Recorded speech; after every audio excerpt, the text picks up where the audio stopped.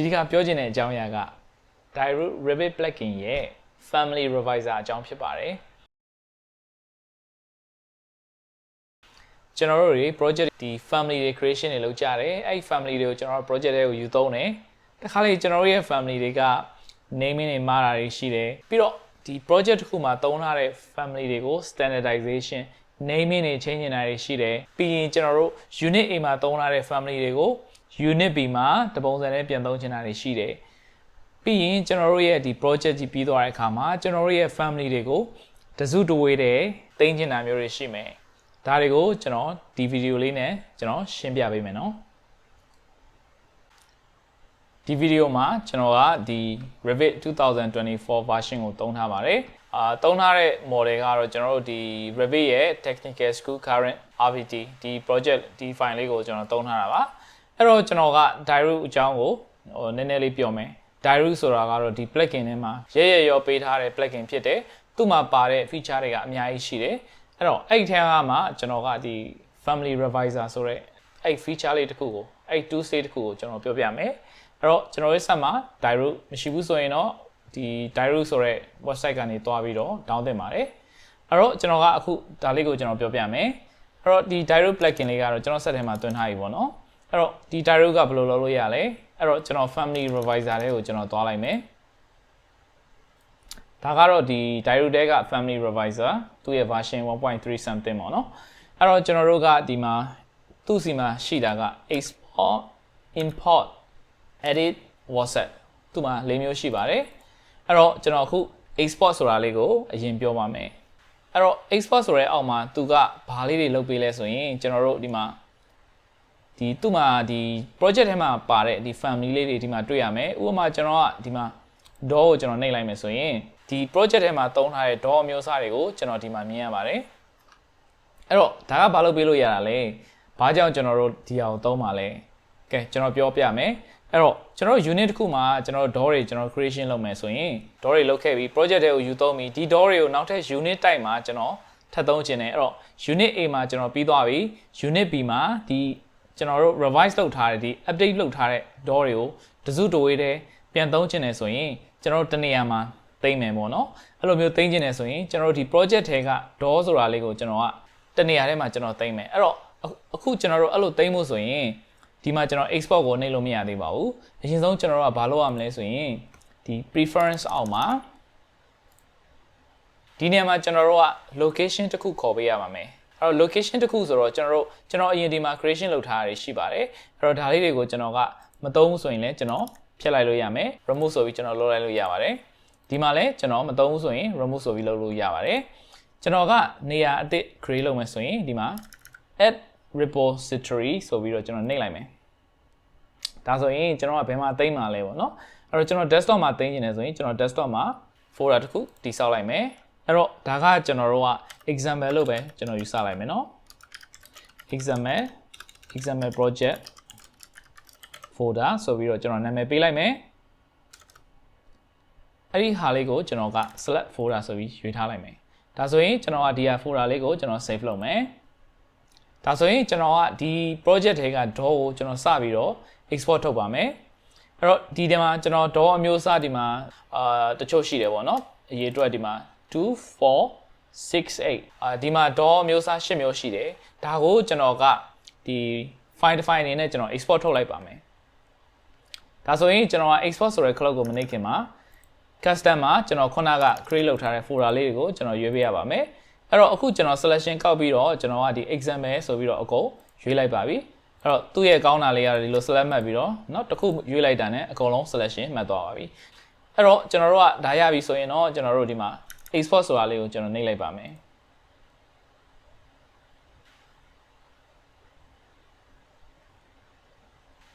ဒါဆိုရင်စပြီး export ထုတ်နေပါပြီဒါဆိုရင်ကျွန်တော်တို့က export ထုတ်ပြီးသွားပါပြီအဲ့တော့ကျွန်တော်တို့ကသူ့ရဲ့ folder ကိုကျွန်တော်သွားကြည့်အောင်အဲ့တော့ကျွန်တော် desktop မှာကျွန်တော်တို့ဒီမှာ example ဆိုတဲ့ folder လေးရှိနေပါပြီဒီထဲမှာဒီမှာကျွန်တော်ခုနက DAW တွေကို export ထုတ်ထားတာပါအဲ့တော့ဒီ DAW တွေကတစုတဝေးတဲ့နဲ့ကျွန်တော်ဒီအောက်မှာမြင်ရပါပဲဟုတ်ပြီဒါဆိုရင်တော့ကျွန်တော်တို့ဘာကြောင့်ကျွန်တော်တို့ဒီ DAW တွေ export ထုတ်တယ်เนาะဘယ်အချိန်တွေမှာသုံးတယ်ဆိုတာသိပြီလို့ထင်တယ်အဲ့တော့ဒါကနောက် sample တစ်ခုပေါ့နော် ကျွန်တော်နောက်ထပ် sample တစ်ခုထပ်ပြောပါမယ်နောက်တစ်ခုကတော့ import ပါဒါကတော့ကျွန်တော်တို့ထားပါတော့ဒီ project ကကျွန်တော်တို့ unit B ကိုရောက်လာပြီ unit B မှာကျွန်တော်တစ်ခါတည်းနဲ့ပေါ့နော်ဒီ family တွေကိုတစုတဝေးတည်းပြန်ပြီးဒီ project file တွေကို import လုပ်ချင်နေဆိုရင်ကျွန်တော်တို့ဒီ import မှာဒီမှာကျွန်တော်တို့ရဲ့ folder လေးတွေ့ပါလိမ့်မယ် folder လေးကိုရွေးလိုက်ရုံပါပဲဒီ folder မှာကျွန်တော်တို့ကဒီမှာအဲ့ folder အောက်မှာရှိတဲ့ family တွေတစုတဝေးတည်းမြင်ရပါတယ်ဒါဆိုရင်ကျွန်တော်က import ဆိုတဲ့ခလုတ်နှိပ်လိုက်တာနဲ့အဲ့ဒီ family တွေကပေါ့နော်တခါတည်းနဲ့ကျွန်တော်တို့ဒီ project တွေကိုတင်အောင်လာမှာဖြစ်ပါတယ်ဒါကတော့ကျွန်တော်တို့ family တွေကို export import လုပ်တဲ့ method ဖြစ်ပါတယ်နောက်ထပ်အရန်ကောင်းတဲ့ feature လေးတစ်ခုကျွန်တော်ပြောပြပါမယ်ဒါကတော့ကျွန်တော်တို့ edit အောက်မှာရှိပါတယ်ဒီအောက်မှာဘာတွေရှိလဲဆိုရင်ဒီ project ထဲမှာသုံးထားတဲ့ကျွန်တော်တို့ရဲ့ဒီ family တွေရှိပါတယ်ဒီ family တွေကဘာလို့ရလဲပေါ့နော်ဒီမှာ edit အောက်မှာကျွန်တော်တို့ကအကဲပေါ့နော်ကျွန်တော်တို့သုံးထားတဲ့ family ကတခုခု naming error တက်တယ်တခုခုမှားနေတယ်ဆိုရင်ကျွန်တော်တို့ကဒီနေရာမှာနေကျွန်တော်တို့ကပြင်လို့ရပါတယ်အဲ့တော့ဒီနေရာမှာကျွန်တော်ကနမူနာတစ်ခုပြင်ပြမယ်ဆိုလိုတာကကျွန်တော်တို့ဒီ all category အစားကျွန်တော် all category ကိုဖြုတ်မယ် door ဆိုတဲ့နေရာမှာကျွန်တော်ကဒီနေရာမှာပေါ့နော်ကျွန်တော်က m double flash ဖြစ်နေတယ်ဒါကိုကျွန်တော်ကမဟုတ်ဘူး flashing ဆိုပြီးတော့ပြောင်းချင်တယ်ဆိုရင်ဒီနေရာမှာကျွန်တော်က click တစ်ချက်ထောက်ပြီးတော့ flashing ပေါ့နော်ကျွန်တော်ကဒီမှာ ing ဆိုပြီးတော့ပေါင်းလိုက်မယ်ဒါဆိုရင်ကျွန်တော်တို့က m double ဒါမှမဟုတ်ကျွန်တော်တို့က m ဆိုတဲ့ shape မှာကျွန်တော်တို့ရဲ့ထားပါတော့ကျွန်တော်တို့ project ရဲ့ကျွန်တော်တို့ရဲ့ project နာမည်လေးတွေထည့်ခြင်းတယ်အဲ့တော့ကျွန်တော်ဒီမှာ zl ဆိုပြီးကျွန်တော်ထည့်လိုက်မယ် underscore နဲ့ဒါဆိုလည်းရပါတယ်အဲ့တော့ကျွန်တော်တို့ကဒါလေးချိန်ပြီးသွားပြီဆိုတာနဲ့ဒီမှာ apply လို့လုပ်လိုက်ရုံပါပဲဒါဆိုရင်ကျွန်တော်တို့ရဲ့ဒီ project ထဲမှာသုံးထားတဲ့ door family name ကလုံးဝပြောင်းသွားပါပြီအဲ့တော့တစ်ခါလေကျွန်တော်တို့က small letter ကို capital ပြောင်းခြင်းတယ်ဆိုရင်လေဒီမှာကျွန်တော်တို့ flashing ကိုကျွန်တော်ကဒီနေရာမှာကျွန်တော်တို့ကဒီမှာ double FLUSHING flashing ဆိုပြီးတော့ capital letter ကျွန်တော်တို့ချိန်လိုက်လို့ရပါတယ်အဲ့တော့ဒါလေးတွေကတော့ကျွန်တော် family တွေကိုအလွယ်တကူပဲပေါ့နော်ကျွန်တော်တို့ဒီ project ထဲမှာတင်တိုက်ရိုက်ချိန်တာဖြစ်ပါတယ်ဒါလေးကိုကျွန်တော်က small letter ပြန်ပြောင်းပါမယ်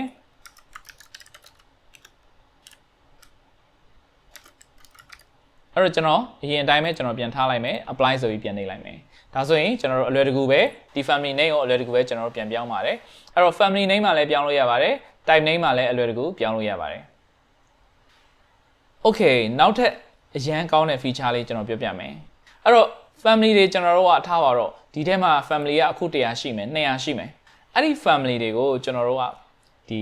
အခုက small letter တွေပါနေတယ် capital တွေပါနေတယ်မဟုတ်ဘူးကျွန်တော်တို့ကဒီ family တွေအကုန်လုံးကိုကျွန်တော်က capital letter ပြောင်းချင်တယ်เนาะစာလုံးအကြီးထားချင်တယ်ဒါဆိုရင်ဘယ်လိုလုပ်လို့ရလဲကျွန်တော်ပြောပြမယ်အဲ့တော့ကျွန်တော်တို့ကဒီဟာတွေကိုကျွန်တော်တို့က export ထုတ်ဖို့လိုပါတယ်အဲ့တော့ဒီ door type တွေကိုကျွန်တော်က export ထုတ်လိုက်ပါမယ်အဲ့တော့အပေါ်မှာ export ဆိုတာလေးရှိတယ် export to excel ဆိုတာလေးကိုကျွန်တော်ရွေးလိုက်မယ်ဒီနေရာမှာကျွန်တော်က desktop မှာပဲကျွန်တော်ပြန်သိမ့်မယ်အဲ့တော့ခုနက example project folder ထဲကိုကျွန်တော်သွားသိမ့်မယ် open ဆိုပြီးကျွန်တော်လုပ်လိုက်မယ်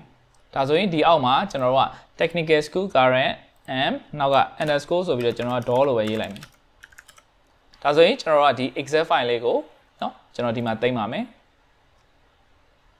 အဲ့တော့ save successfully တဲ့ do you want to open the file နဲ့အဲ့တော့ file ကိုဖွင့်ချင်လားဆိုတော့ yes ကျွန်တော် okay လုပ်လိုက်မယ်ဒါဆိုရင် excel file လေးပွင့်သွားပါပြီအဲ့တော့ဒီ excel ထဲမှာကျွန်တော်တို့ကဘာလုပ်ဖို့လိုလဲဆိုရင်ကျွန်တော်တို့ဒီ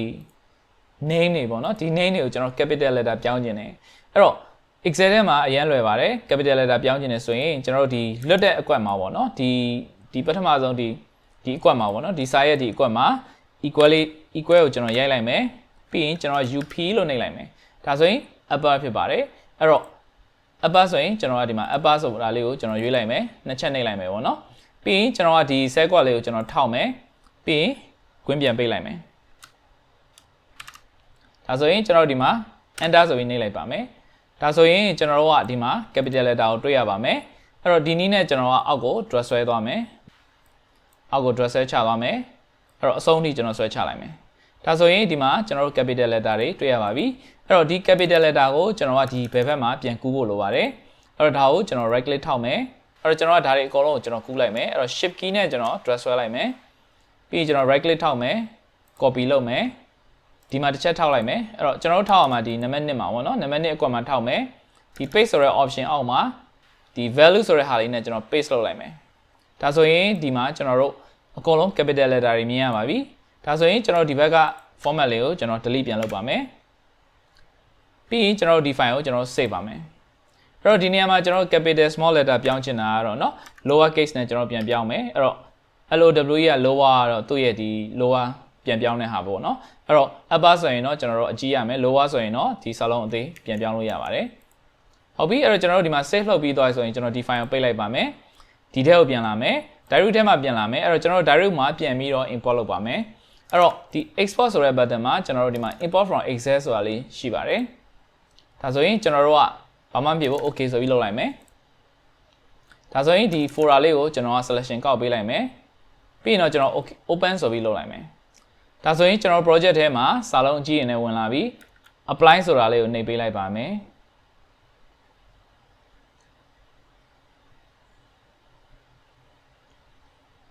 ဒါဆိုရင်တော့ကျွန်တော်တို့ project ထဲမှာ family တွေကအကုန်လုံး upper case တွေဖြစ်သွားပါပြီဒီနည်းနဲ့ကျွန်တော်တို့ဒီ project ထဲမှာ family အခု100ရှိရဆိုအခု100လုံးကိုကျွန်တော်တို့ဒီ upper case lower case ကျွန်တော်စိတ်ချိုက်ပြောင်းလို့ရပါတယ်အဲ့တော့ကျွန်တော်ဒီ door လေးကိုထောက်ကြည့်မယ် property မှာ upper case နဲ့မြင်ရပါမယ်ဒီနည်းတိုင်းပဲကျွန်တော်တို့ type name တွေကိုလည်းစာလုံးကြီးနဲ့ပြောင်းချင်နေဆိုရင်ခုနကဒီ family revisor ထဲမှာပဲပြန်ပြီးလုပ်လို့ရပါတယ်ဒီနောက်ဆုံးတစ်ခုကတော့အဓိကကတော့ WhatsApp တွေကိုကျွန်တော်တို့ပြန်ပြီးတော့စစ်ထုတ်တာမျိုးပေါ့နော်အဲ့ဒါကတော့ကျွန်တော်တို့ရဲ့ဒီ collaborate အောက်က WhatsApp နဲ့ဆိုင်ပါတယ်ဒီ collaborate အောက်မှာကျွန်တော်တို့ WhatsApp တွေ create မလုပ်ထားဘူးဆိုရင်ကျွန်တော်တို့ကခုနက WhatsApp ဆိုတဲ့ button ကိုသုံးလို့ရမှာမဟုတ်ပါဘူး WhatsApp ကလည်းကျွန်တော်တို့ WhatsApp ကို apply လုပ်တဲ့ပုံပါပဲအဲ့တော့တားကြီးဒါကိုတော့ကျွန်တော်မပြောတော့ပါဘူးဒါတို့ရဲ့ revisor မှာကျွန်တော်တို့ဒီ WhatsApp ကိုပေါ့နော်ဒီမှာချိန်တာဖြစ်ပါတယ်ဆိုလိုတာကဒီက door ဆိုတဲ့ WhatsApp ကိုဘယ် WhatsApp နဲ့ချိန်နေတာလဲ naming ချိန်တာဖြစ်ပါတယ်အဲ့တော့ဒါကိုတော့ကျွန်တော်ထွေထူးမပြောတော့ဘူးအဓိကကတော့ကျွန်တော်တို့ဒီ edit လုပ်တာလည်း import export လုပ်တာကိုကျွမ်းကျင်သွားမယ်လို့ကျွန်တော်ထင်တယ်ကျေးဇူးတင်ပါတယ်နော်